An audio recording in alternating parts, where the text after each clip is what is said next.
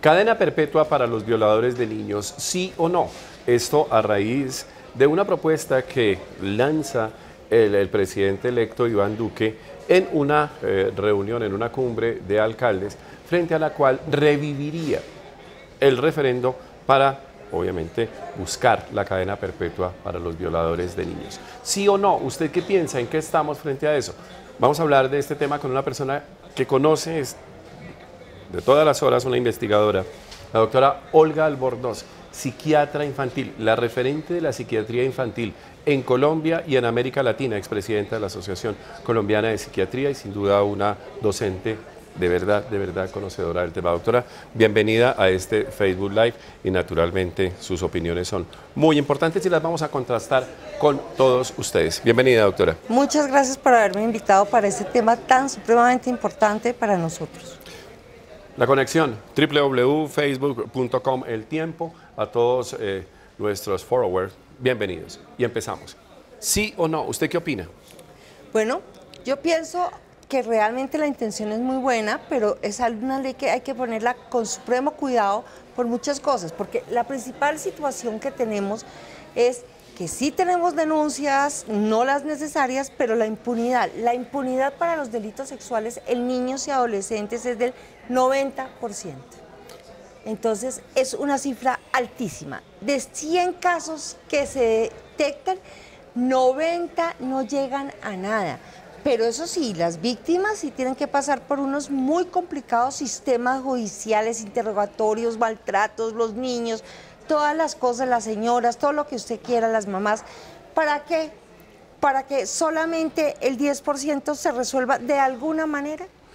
La pregunta, ¿qué es un violador de niños desde el punto de vista emocional, desde el punto de vista mental? ¿Es un enfermo, es un delincuente? ¿En qué rango cae? A ver, es que caen ambos rangos, porque estamos hablando de violadores. Entonces tenemos que diferenciar dos preguntas. ¿Qué es un abusador sexual y qué es un violador sexual?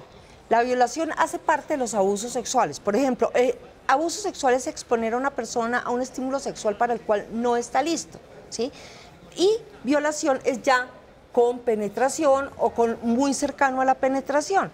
¿Qué hace más daño? Pues depende, ¿sí? Realmente todo el mundo cree que de repente la violación es más dañina que el acoso, el abuso de otras formas y no es así.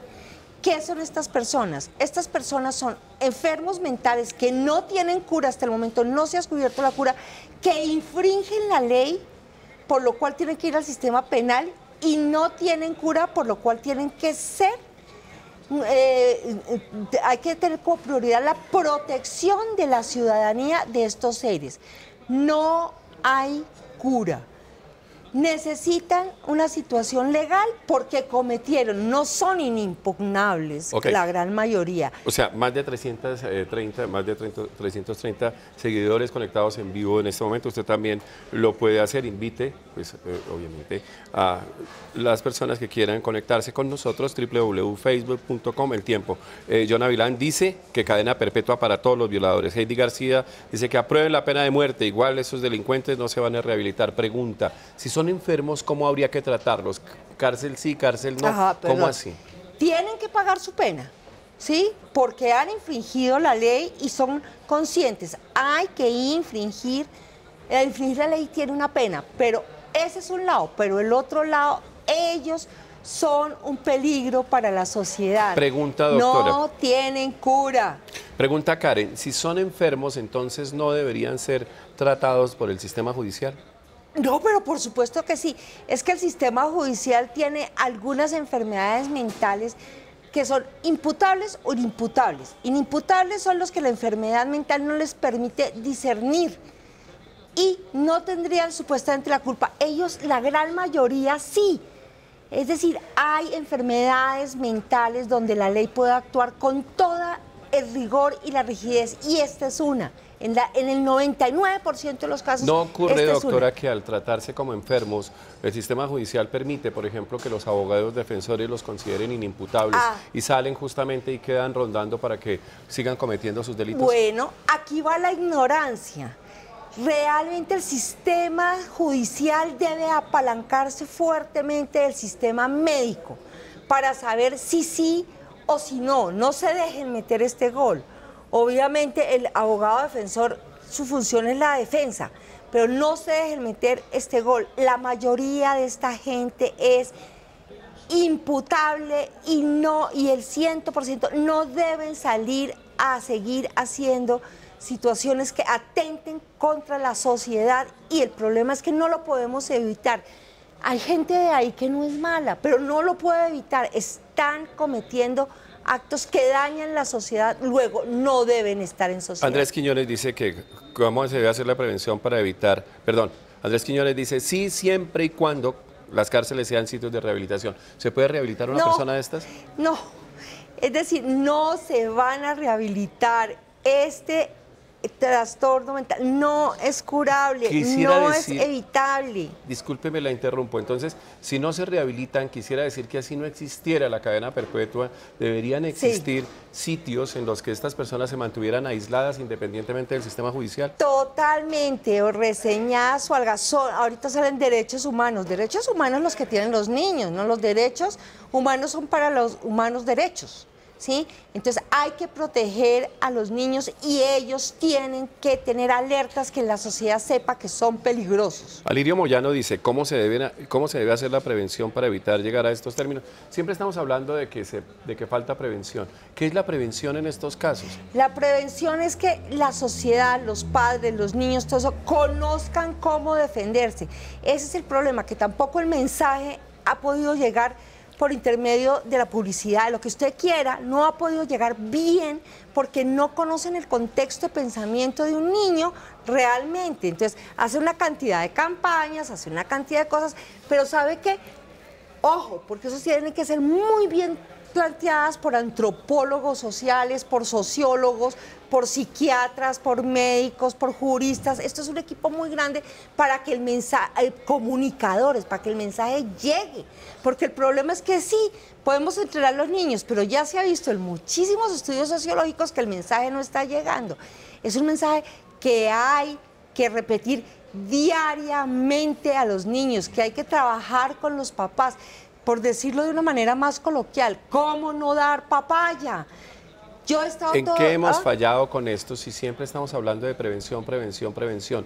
No estamos preparados, no tenemos las herramientas. ¿En qué condiciones es que estamos hablando de prevención cuando definitivamente todos los días contamos víctimas casi por horas dentro de estos delitos? No tenemos realmente un sistema de prevención efectivo, y otras son las circunstancias, ¿sí? Los niños tienen que ser protegidos por el Estado. Por ejemplo, no podemos, aquí vamos, la soledad, que estén en la calle, que tengan medias jornadas, que no estén cuidados, que sus papás por necesidad, no es por gusto, tienen que ir a trabajar 16 horas al día. Todo esto, es que es todo un sistema actuando, es que lo que uno desea, doctor Duque, si es posible, es todo un sistema, todo, protegiendo la niñez y la adolescencia de un país, es todo. No es simplemente que les corten la cabeza, eso es solamente una muy pequeña parte. Primero, para cortarles la cabeza hay que tenerlos. Hay que capturarlos. Karen vuelve a preguntar, dentro de este contexto de la prevención estamos hablando más desde el punto de vista policivo, más no desde el punto de vista social, estructuras, empleo, oportunidades y demás. Todo, absolutamente todo, ¿sí? Cómo los niños tienen que ser cuidados, cómo los papás tienen que estar pendientes, cómo los papás tienen que trabajar, porque es que no es una cuestión de ay, qué rico, ¿sí? Cómo el Estado tiene que proteger, es decir, cómo todo, esto es todo un sistema inmenso. No es solamente un detallito. No es solamente un componente que depende de bienestar familiar, sino son oportunidades en las familias, oportunidades de trabajo, que las mamás estén, que obviamente existan elementos educativos, que se promuevan, digamos, elementos de esperanza y por encima de todo de garantía social. Más de 600 conectados tenemos en este momento en nuestro Facebook y en este momento hemos recibido más de 100 comentarios. Nos dice Pao Mora, ¿cómo hacer para que estos criminales sí paguen si son tratados como enfermos mentales y en algunos casos son enviados a sitios de salud mental? Ajá, eso es muy cierto. Lo que pasa es que ellos deben una situación legal y la tienen que pagar como situación legal. El tratamiento o el elemento de su enfermedad es otro cuento anexo, pero ellos cometieron un delito. El 99% son conscientes de que cometieron el delito. Entonces tienen que ser juzgados con todo el rigor de la ley, van contra los niños. Y si, por ejemplo, la pena es de 60 años, por ponerle un ejemplo, la máxima pena que hay aquí en este momento para ser realistas, pues los otros 40 que vayan a vivir tienen que estar notificados, aislados y cuidados por una sociedad para que no hagan daño. Doctora Albornoz, no hay como un gap, no hay como una brecha ahí complicada en el sentido de que usted dice que son enfermos pero son imputables, es decir, como el alcohólico que mata a alguien con el carro. Total. Entonces, esta persona sencillamente es imputable, pero al mismo tiempo, al ser considerado enfermo mental, no es como una especie, digamos, de disculpa por la que se desliza el sistema judicial para lograr impunidad. Claro, claro. ¿Qué les falta al sistema judicial para entender eso? Conocer, saber de psiquiatría, ir con los psiquiatras, ir con los psicólogos, ir con los que conocen esta situación y asesorarse cuerpo a cuerpo, hombro a hombro. No se dejen meter goles. A ver, es que las leyes tienen que ser para el servicio de la comunidad, no la comunidad para el servicio de las leyes. No pueden ser tan absolutamente estrictos, tienen que tener confianza y se les tiene que dar confianza y confianza científica y saben que apoyo, porque un juez que está juzgando todos los días 2 casos, 3 casos de abuso sexual, hombre, necesitan apoyo. Pregunta, ¿sí? Cuando habla usted de apoyo, usted es una referente en la psiquiatría infantil en América Latina y en el país. ¿A usted le han llamado alguna vez para que de una u otra forma asesore este tipo de procesos desde el plano judicial? Una vez en mi vida fue un abogado a mi consultorio, pidió una cita y preguntó. Una vez. ¿Conoce usted que a la Asociación de Psiquiatría, a las organizaciones científicas que tienen que ver con las emociones y con la salud mental, las convocan para tomar este tipo de decisiones desde el plano judicial? Muy poco. ¿Y eso es un error? Eso es un error. Eso es un error. Estoy porque opinando, tiene obviamente. que haber, no, eso es un error. Tenemos una situación muy importante que es nuestro departamento de psiquiatría, o nuestro, pues sí, soy colombiana, de medicina legal, es muy bien formado, pero se quedan en los bla, bla, bla jurídicos, en la letra al pie de la letra y todas esas cosas. Y un abogado hábil hace muchas cosas. Pero es que ni siquiera llegan a los abogados, es que ni siquiera los detienen 2 horas, 3 horas, un día, 2 días y los dejan sueltos. Diana pregunta, ¿y con cadena perpetua se garantizaría que esto no vuelva a pasar? No se Vuelvo y garantiza. le pregunto, qué buena pregunta la que hace Diana, parece simple, pero es No, es cadena excelente. Es decir, es una excelente pregunta, le completo la pregunta de Diana con el respeto por nuestra follower. Básicamente ¿eso es un elemento disuasor para que la gente no cometa el delito? No, porque, a ver, hay una cosa que la gente no sabe, el abuso sexual no es un delito realmente sexual. Es un problema de poder y de sometimiento, ¿sí? A ellos lo que les gusta es someter a la víctima, tener poder sobre la víctima. Entonces, son 2 cosas absolutamente distintas. El impulso no se quita, seguirán naciendo perversos, seguirán naciendo, pero la prevención efectiva, la detección, siempre han existido y siempre existirán. Pero si hacemos prevención, promoción, lo haremos bien, independientemente de la pena. Lo que sí es que no pueden andar por el mundo ahí haciendo lo que ni siquiera ellos pueden evitar hacer. Hablemos de la identificación. Siempre piensa uno que el abusador, que el violador, es una persona que tiene unas características físicas, un componente estereotipado en el que fácilmente puede ser identificable. ¿Eso es cierto o no es cierto? Generalmente el abuso sexual fortuito, es decir, por ejemplo, el síndrome de Caperucita, que es el síndrome que la mamá le dice a la niña, no se vaya por ese potrero por ahorrar camino, y ahí ese es el escaso. El mayor índice de violación estadística es alguien muy cercano a la familia y al hogar del niño, alguien que el niño le tiene confianza o alguien que el adolescente le tiene confianza. Si siempre han existido este tipo de delitos, ¿por qué pareciera que en países como el nuestro son mayores frente a culturas en otra connotación tratándose de enfermedades? No crea, lo que pasa es que aquí en este momento está también desbordado porque la gente cree que la denuncia, y como eso se han hecho campañas de denuncia, se denuncia y se le está bajando un poquito el tema. La educación sexual, la sexualidad es natural e inherente a nuestra especie. Esto no causa pena. Enseñarles a las niñas o a los niños que ser abusados es una cuestión de mala suerte, no de culpa, ni que ellos produjeron nada. Vamos a denunciar, pero ¿para qué denunciamos? Si nos someten a una cantidad de cosas y no va a pasar nada, y a los 3 días tiene uno el abusador, además amenazándolo en la casa de uno. Jenny Paola Moreno le pregunta directamente a usted, doctora, ¿qué hacer con la cultura machista que fomenta este tipo de conductas? Ah, claro, sea varón, ¿sí? ¿Sabe que es la única manera para que dejen de ser tan horriblemente varones? Porque hay varones lindos y hay varones horribles. La educación y en las mujeres, es decir, ¿somos diferentes los hombres y las mujeres? Sí. ¿Tenemos funciones diferentes? Sí, pero tenemos la misma jerarquía. Hasta que dejemos de crear, y eso es un meme, varones violentos y princesitas rosadas, porque nosotros tenemos que seguir siendo mujeres, princesas, reinas, pero hacernos respetar en nuestra posición. Nosotras mismas hemos sido criadas en un sistema machista, entonces evitemos, es que palabra tan fea, empoderémonos, pero no nos vamos a empoderar diciendo el niño, la niña, el macho, la hembra, la lideresa y el líder, eso no.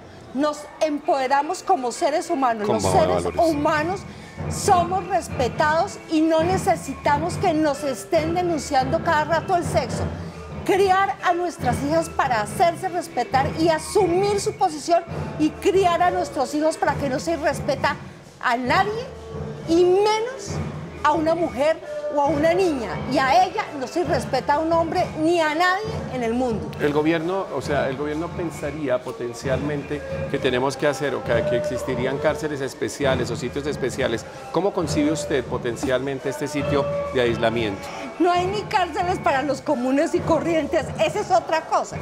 Entonces sí, pues hay países que lo asumen de alguna manera. Cuando cumplen su pena, que su pena tiene que, ¿por qué no va a ser cumplida en una cárcel común y corriente? Y cuando cumplen su pena son personas que en muchos países tienen sitios que son como pueblos de reclusión, no son de reclusión, digamos como antes era Agua de Dios para la lepra. Claro, estaba pensando, antiguamente existían pueblos, por ejemplo, como Agua de Dios o como Contratación en Santander, Agua de Dios aquí en Cundinamarca, que aislaba a las personas que padecían lepra.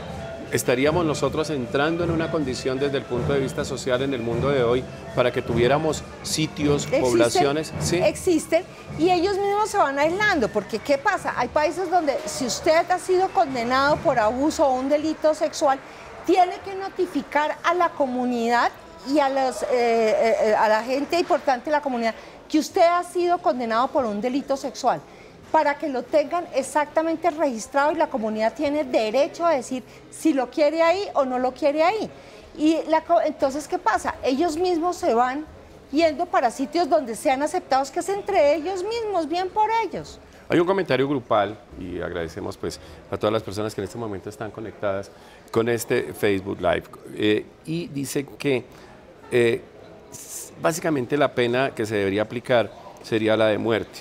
¿Podría hablar un poco usted de esto? ¿Qué tan viable sería? ¿Qué tan disuasor? ¿Qué tan digamos, amenazante puede ser esto? Les cuento, ellos no pueden parar el impulso. O sea, discúlpeme, la interrumpo, doctora. ¿La pena de muerte o la cadena perpetua no son elementos que definitivamente frenen esto como un elemento de temor en el abusador? No, el abusador puede ser además psicópata, malo, pero puede ser no malo.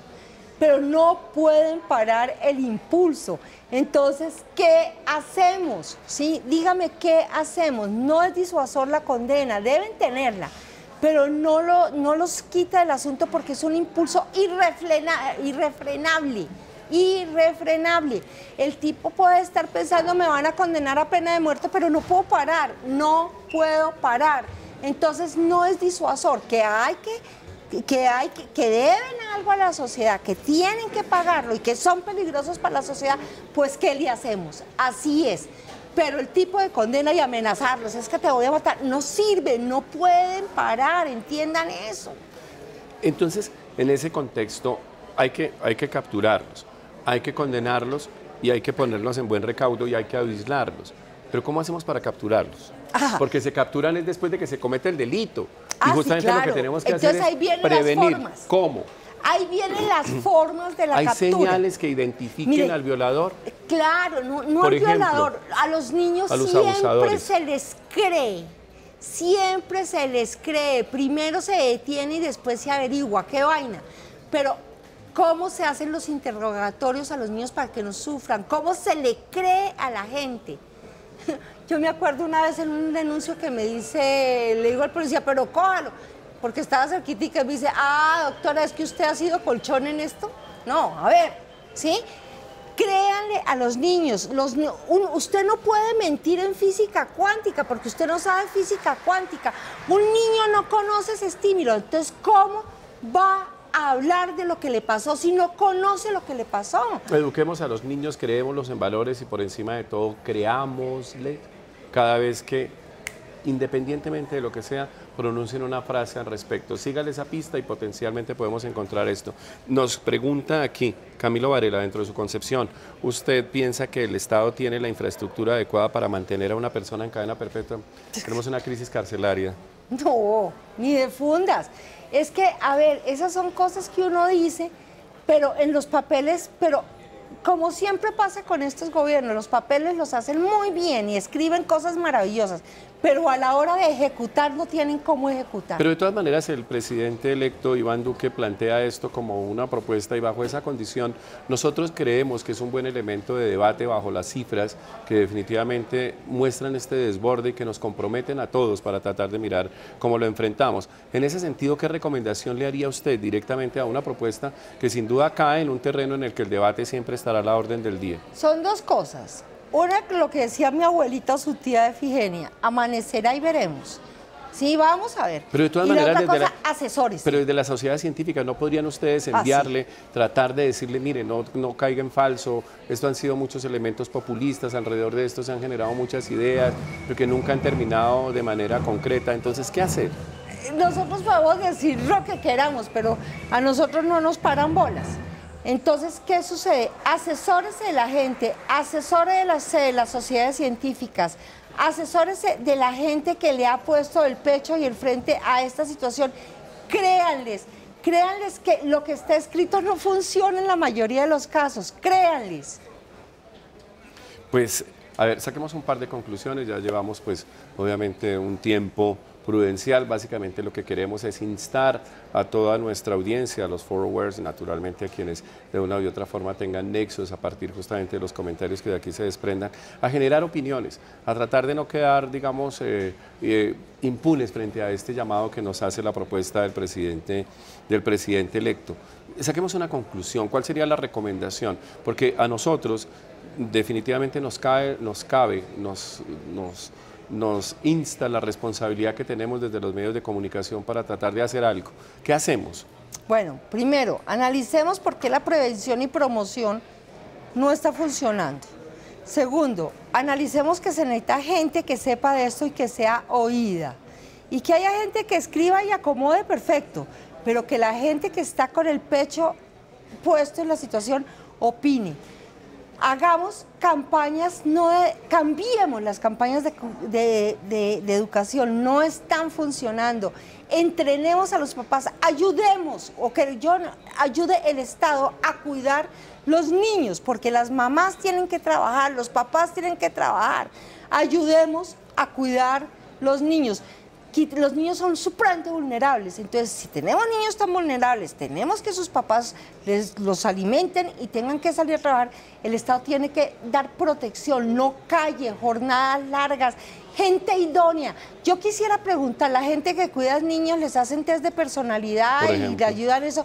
Para ver, acuérdense que este tipo de gente se mezcla, es donde pueda tener acceso a los niños. Entonces, estos sistemas pueden estar plagados.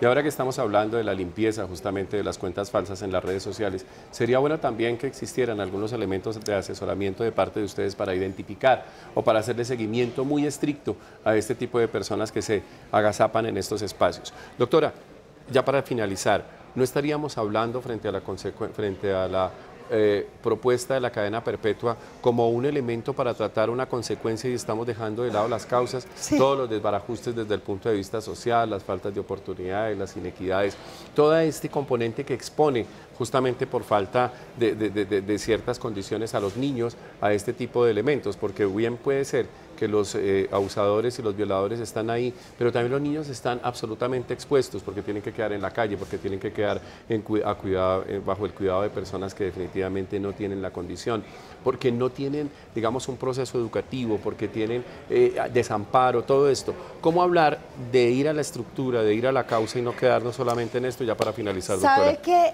yo siempre he tratado, porque yo soy psiquiatra, de mostrarle a la gente que es mi paciente en palabras muy fáciles lo que parece muy difícil? Parecería dificilísimo, uy, cuidar todos los niños. No, fíjense que no. Simplemente si tuviésemos algunos sistemas de protección, de sistemas escolares, de sistemas educacionales y de sistemas baratos de protección de los niños, por ejemplo, Emilia Regina, después hablamos de eso, ¿sí? Podríamos hacerlo, pero se necesita voluntad política de hacer, no de escribir, de hacer. Se puede hacer, se puede proteger un niño. Hay sitios donde se pueden tener, pero no. Eso se queda en la politiquería y en la corrupción. No.